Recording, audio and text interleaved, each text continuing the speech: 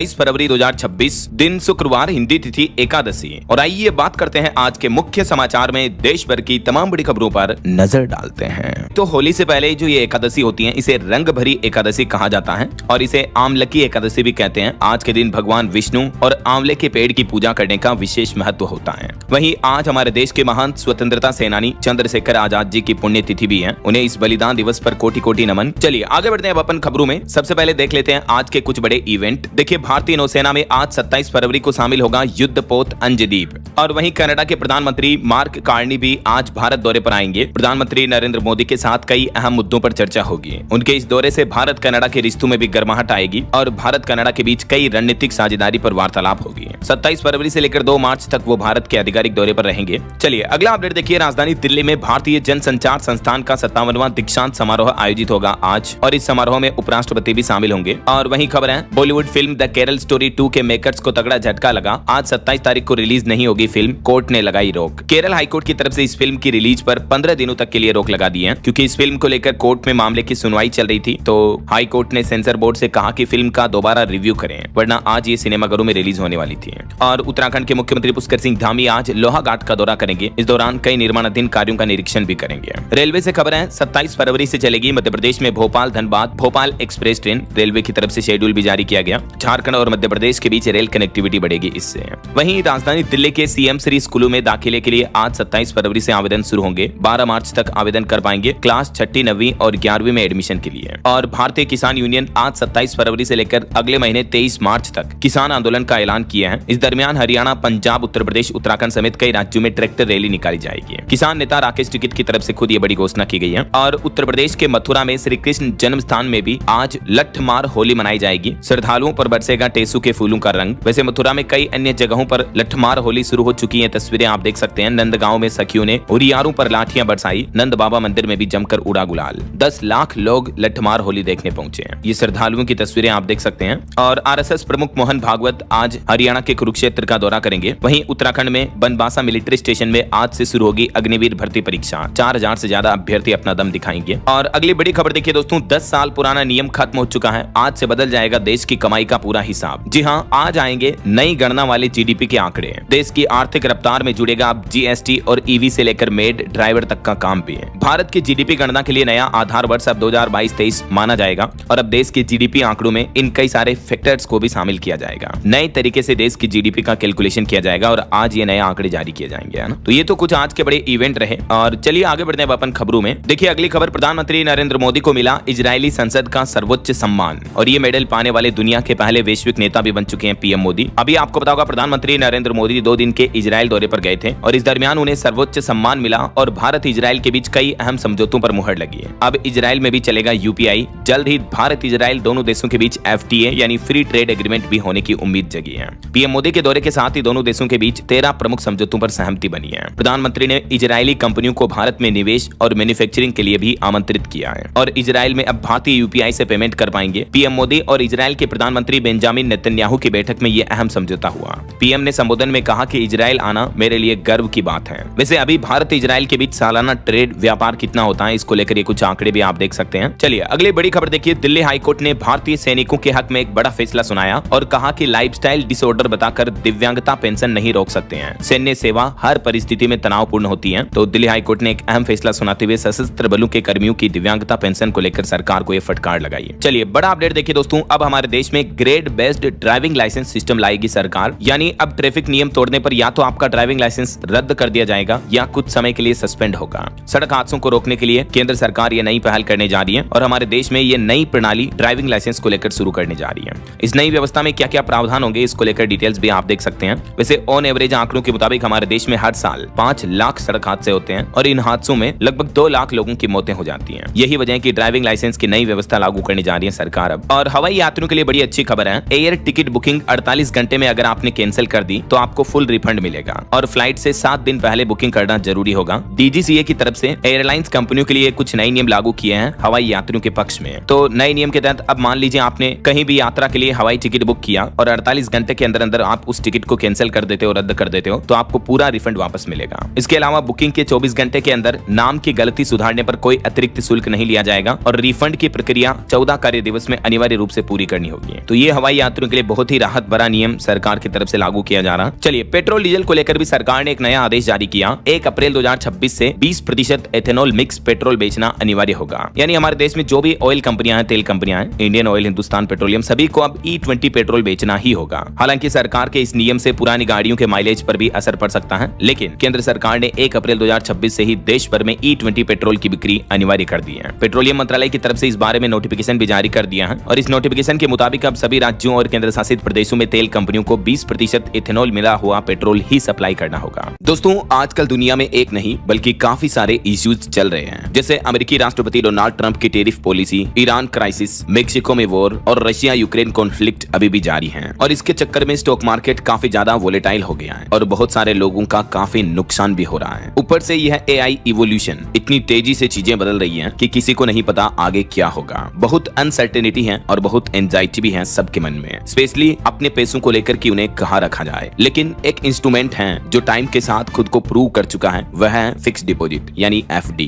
इतनी सारी global uncertainty के बीच भी यह एक अच्छा वक्त है अपने पैसों को FD में पार्क करने का। अब अगर आप सोच रहे हो कि FD में तो कम रिटर्न्स मिलते हैं, तो वह भी और बैंक की तरफ से आपको ईमेल और SMS भी आता है कंफर्मेशन के साथ। अगर कभी पैसा विड्रॉ करना हो तो आप इंस्टेंटली ऐप के थ्रू भी विड्रॉ कर सकते हो और मल्टीपल बैंक्स की FDs को एक ही ऐप में ट्रैक भी कर सकते हो, जो आपका काम काफी ज्यादा आसान बना देता है। अच्छा, एक और कॉमन मिसकंसेप्शन है, बहुत से लोग सोचते हैं कि FD मतलब एक बार में बड़ा लमसम अमाउंट इन्वेस्ट करना पड़ता है, लेकिन ये गलत है। आप रिकरिंग डिपॉजिट RD का ऑप्शन यूज कर सकते हो। यह बिल्कुल SIP की तरह होता है, जहां आप हर महीने थोड़ा थोड़ा अमाउंट फिक्स डिपॉजिट में इन्वेस्ट करते रहते हो और ये फीचर भी इस ऐप में अवेलेबल है। तो अगर आप भी सोच रहे हो कि इस वक्त आप अपना पैसा कहां इन्वेस्ट करें, तो फिक्स डिपॉजिट एक सॉलिड रिलायबल ऑप्शन हो सकता है। और स्टेबल मनी का लिंक डिस्क्रिप्शन। NCERT की बुक में जो करप्शन इन जुडिशरी का चैप्टर लागू किया था, उस किताब पर सुप्रीम कोर्ट ने बैन लगा दिया है और सुप्रीम कोर्ट ने यह भी कहा कि स्कूलों से उस किताब की हार्ड कॉपी वापस लें और ऑनलाइन डिजिटल कॉपी भी हटाएं। शिक्षा मंत्री बोले कि इस चैप्टर के लिए जो लोग जिम्मेदार हैं उन पर कार्रवाई की जाएगी। और सुप्रीम कोर्ट में इस मामले को लेकर सुनवाई हुई। जस्टिस सूर्यकांत CGI ने कहा कि इस मामले में जवाबदेही तय होगी, दोषियों को बख्शा नहीं जाएगा। ये देश के न्यायाधीशों को बदनाम करने की एक सोची समझी चाल है, साजिश है। तो इस मामले पर जब NCERT ने माफी मांगी तो सुप्रीम कोर्ट ने यह भी कहा कि केवल माफी मांग लेने से मामला खत्म नहीं होगा, इस मामले की जांच होगी और जिम्मेदार लोगों पर कार्रवाई भी की जाएगी। जुडिशरी करप्शन चैप्टर विवाद पर NCERT ने कहा कि अनजाने में हमसे गलती हुई, हम दोबारा चैप्टर लिखेंगे और बिकी हुई 38 कॉपियां भी वापस लेने की कोशिश की जा रही है। इस किताब का नाम है exploring society India and beyond part 2 और इसी में एक चैप्टर को लेकर यह विवाद हुआ है। कक्षा 8वीं की एक सोशल साइंस की बुक की प्रति है। एग्जैक्टली ये वो चैप्टर है जो आप देख सकते हैं, जिसका टाइटल रखा गया है justice delayed is justice denied और इसमें एक चैप्टर है करप्शन इन द जुडिशरी। तो इसको लेकर ये कंट्रोवर्सी हो रही है और सुप्रीम कोर्ट ने फटकार भी लगाई है। चलिए अगली बड़ी खबर देखिए दोस्तों। व्हाट्सएप 1 मार्च 2026 से ही अब बिना सिम कार्ड के नहीं चलेगा आपके फोन में, क्योंकि सरकार ने सिम बाइंडिंग के नियम की जो डेडलाइन 28 फरवरी तय कर रखी थी, तो सरकार ने उस डेडलाइन यानी आखिरी तारीख को बढ़ाने से मना कर दिया है। यही वजह कि 1 मार्च से अब आपका व्हाट्सएप तभी चल पाएगा जब आपके रजिस्टर्ड मोबाइल नंबर की सिम कार्ड उस फोन में लगी होगी। तो इसके अलावा जो लोग डेस्कटॉप पर कंप्यूटर पर व्हाट्सएप का इस्तेमाल करते हैं, तो भी हर 6 घंटे में व्हाट्सएप आपका ऑटोमेटिक लॉग आउट हो जाएगा। सरकार का कहना है कि सुरक्षा के लिए, साइबर फ्रॉड वगैरह पर रोक लगाने के लिए, फर्जी अकाउंट्स धोखाधड़ी पर रोक लगाने के लिए सिम बाइंडिंग का नियम लागू किया जा रहा है। टोटल 4 प्रमुख बदलाव आपको 1 मार्च 2026 से व्हाट्सएप में ये देखने को मिलेंगे। इनके बारे में डिटेल जानकारी की जितने भी सोशल मैसेजिंग एप्स हैं जैसे टेलीग्राम, सिग्नल, स्नैपचैट वगैरह, इन सभी पर ये नियम लागू होगा। ठीक है ना।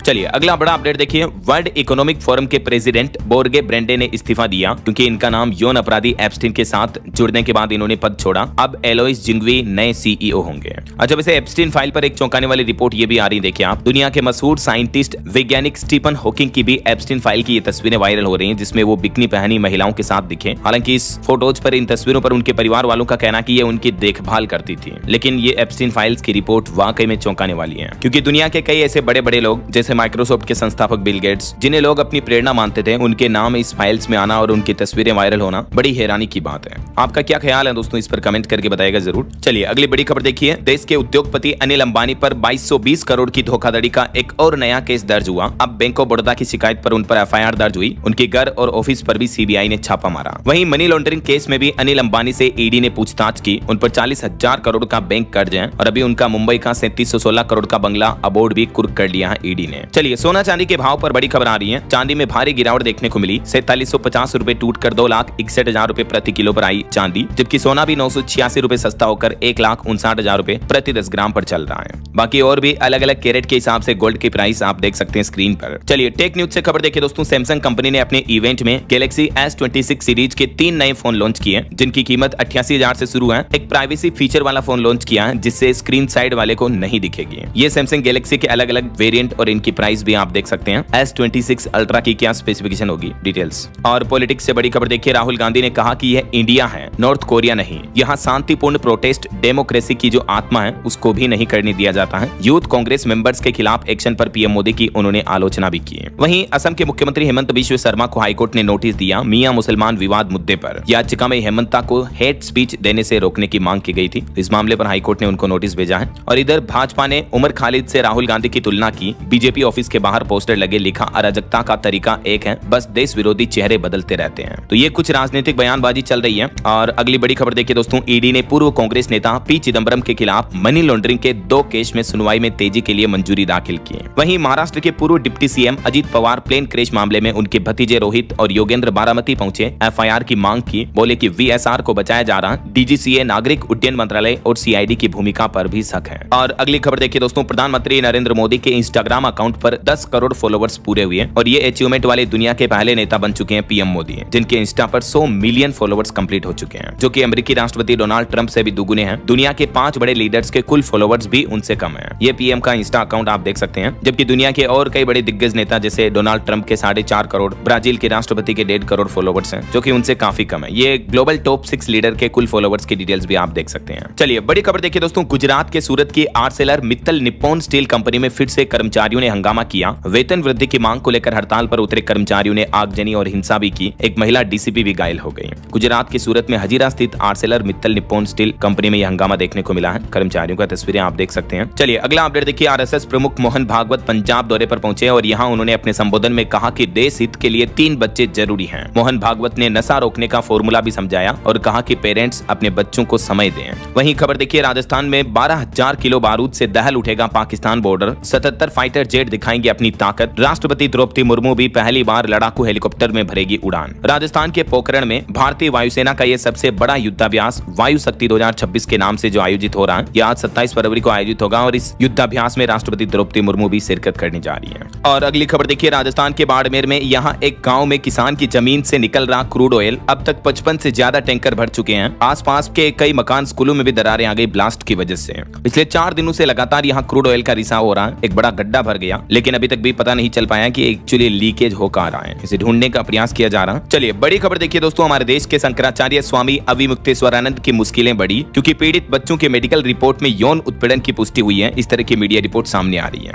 हालांकि इस संबंध में पुलिस आधिकारिक बयान देने से बच रहे हैं, लेकिन जारी मीडिया रिपोर्ट्स के मुताबिक शंकराचार्य केस में यह दावा किया जा रहा है कि नाबालिग बच्चों से यौन शोषण हुआ, उसकी पुष्टि हो चुकी है। एक पीड़ित बट्टुक ने भी कहा कि अविमुक्तेश्वरानंद ने शोषण किया था। आपको पता होगा बच्चों के यौन शोषण मामले पे उन पर पॉक्सो वगैरह को लेकर एफआईआर भी दर्ज हुई है। तो फिलहाल सूत्रों के मुताबिक ये चौंकाने वाली रिपोर्ट सामने आ रही है और अगर ये रिपोर्ट सच है तो वाकई में हैरानी की बात है। इतना ही नहीं, अब एक और खुलासा इस मामले में आ रहा कि शंकराचार्य के मठ में कुछ गुप्त कमरे भी बने हुए हैं जहां सिर्फ सखियों की एंट्री होती है। उत्तर प्रदेश गाजियाबाद की एक लेखिका ने दावा किया कि आश्रम में स्विमिंग पूल और अथाह खजाना भी पड़ा हुआ है। अब इस जांच में नित्य नए खुलासे सामने आ रहे, देखते हैं आगे क्या अपडेट आते हैं। चलिए फिलहाल देखिए अगली खबर, नीदरलैंड के पहले गे प्रधानमंत्री बने रॉब जेटन और अभी तक की सबसे कम उम्र के पीएम भी बन चुके हैं। ये मात्र 38 साल की उम्र में और गे भी हैं ये। चलिए बड़ी खबर देखिए, राजधानी दिल्ली में पिंक सहेली स्मार्ट कार्ड के जरिए अब 2 मार्च से महिलाओं और ट्रांसजेंडर्स के लिए मुफ्त बस सफर और शॉपिंग वगैरह की सुविधा भी मिलेगी। दिल्ली सरकार 2 मार्च से ही ये पिंक सहेली स्मार्ट कार्ड शुरू करने जा रही है। यह कार्ड महिलाओं और ट्रांसजेंडर्स को बसों में मुफ्त यात्रा के साथ साथ मेट्रो, शॉपिंग और कैश निकालने की सुविधा भी देगा। यानी बिल्कुल आपके एटीएम, डेबिट, क्रेडिट कार्ड की तरह कार्य करेगा ये। और भी डिटेल्स आप देख सकते हैं क्या है पिंक सहेली स्मार्ट कार्ड और इस कार्ड की 5 बड़ी खासियत बातें स्क्रीन पर देख सकते हैं। चलिए बड़ी खबर देखिए, उत्तर प्रदेश के 3 करोड़ से भी ज्यादा बिजली उपभोक्ताओं का मार्च महीने में कम आएगा बिल। इस वजह से छूट दे रहा बिजली विभाग, क्योंकि मार्च में उत्तर प्रदेश के लगभग 4.25 करोड़ बिजली उपभोक्ताओं को ईंधन अधिभार शुल्क में फ्यूल सरचार्ज में लगभग 2.5% की कमी का लाभ मिलेगा। तो इससे आपको बिजली बिल कम चुकाना होगा। पूरे प्रदेश में लगभग 141 करोड़ रुपए कम देने होंगे। और खबर है चंडीगढ़ इंटरनेशनल मैराथन का आयोजन भी 1 मार्च को होगा। इसके चलते कई रास्तों पर ट्रैफिक डाइवर्जन भी रहेगा। वहीं भारत की इकोनॉमी पर अच्छी रिपोर्ट आ रही है। 2026-27 के लिए भारत की जीडीपी ग्रोथ 6.8 से 7.2% तक रहने का अनुमान है। EY की रिपोर्ट में यह अनुमान लगाया गया भारत की जीडीपी ग्रोथ रेट काफी अच्छी रहेगी अगले वित्त वर्ष तक। और खबर है भारत में जल्द ही शुरू हो सकती है एप्पल की पेमेंट सर्विस भी एप्पल पे शुरू हो सकता है, जैसे गूगल पे, फोन पे वगैरह है ना, वैसे ही। वहीं पंचतत्व में विलीन हुए झारखंड के पूर्व सीएम चंपई सोरेन के पोते। अंतिम यात्रा में मुख्यमंत्री हेमंत सोरेन भी शामिल हुए। पूरे गांव में पसरा मातम। अभी एक दिन पहले शिमला में उनका निधन हो गया था। और बड़ी खबर आ रही है, सहारा के निवेशकों को अब वापस मिलने लगा 10 लाख रुपए तक का रिफंड। सरकार ने खोला रिफंड पोर्टल। सहारा परिवार की कंपनियों में जिन लोगों का पैसा फंसा हुआ है उनके लिए खुशखबरी है, क्योंकि सरकार ने 10 लाख रुपए तक के रिफंड के लिए एप्लीकेशन विंडो दोबारा खोल दी है। तो जो लोग रिफंड के लिए आवेदन करना चाहते हैं, आवश्यक दस्तावेजों के साथ आप आवेदन कर सकते हैं। वेबसाइट पर दी गई जानकारी के मुताबिक दावों का निपटारा 45 दिन के अंदर अंदर किया जाएगा। तो सहारा रिफंड पोर्टल पर यह नया अपडेट आ रहा, ये न्यू नोटिफिकेशन भी आप देख सकते हैं। कुछ बड़े हादसों और क्राइम से जुड़ी खबरें देखिए दोस्तों। दिल्ली की एक घटना है, यहाँ एक नौकरानी ने अपने ही मालिक के घर पर फर्जी रेड करवाई। 3 लोग ईडी अफसर बनकर आए और लाखों रुपए के केस, लग्जरी गाड़ियां, गहने वगैरह लेकर भाग गए। हालांकि मामले का खुलासा होने के बाद अब तक 2 लोग गिरफ्तार हो चुके हैं। लेकिन देखिए यार, मतलब उन्हीं के घर में काम करने वाली नौकरानी फर्जी रेड डलवाती है और किस तरह से होशियारी से मामले को अंजाम दिया। और एक बड़ी घटना देखिए, राजस्थान की है। 9 साल की छात्रा की हार्ट अटैक से मौत हो गई। स्कूल के ग्राउंड में खेलते समय गिर गई। हैरानी की बात यह है कि इसके बड़े भाई की भी जान ऐसे ही गई थी अचानक हार्ट अटैक की वजह से। और उम्र कितनी यार, अभी तो मात्र 9 साल। थोड़ी देर बाद प्रार्थना होनी थी, लेकिन मासूम की प्रार्थना भी अधूरी रह गई। ग्राउंड में खेलते खेलते 9 साल की दिव्या की हार्ट अटैक से जान चली गई। राजस्थान के नागौर जिले के टालनपुर कस्बे का यह मामला है, जबकि मात्र 4 महीने पहले दिव्या के बड़े भाई की भी इस तरह से अचानक मौत हुई थी। ये हैरानी की बात है कि कहीं हार्ट अटैक कोई जेनेटिक बीमारी तो नहीं बनता जा रहा। और मध्य प्रदेश की यह घटना देखिए, एक मोबाइल कारोबारी ने अपनी पत्नी बेटी को जहर खिलाकर खुद भी पी लिया। ऑनलाइन गेम के चलते ये पूरा कर्ज में डूबा था। सट्टेबाजी वगैरह की गेम से दूर रहे हमेशा। वहीं दिल्ली का एक और सबसे खौफनाक हत्याकांड जो अभी एक दिन पहले हुआ था, बीवी और 3 बेटियों के कत्ल में नया खुलासा सामने आ रहा कि अकेला नहीं था पति,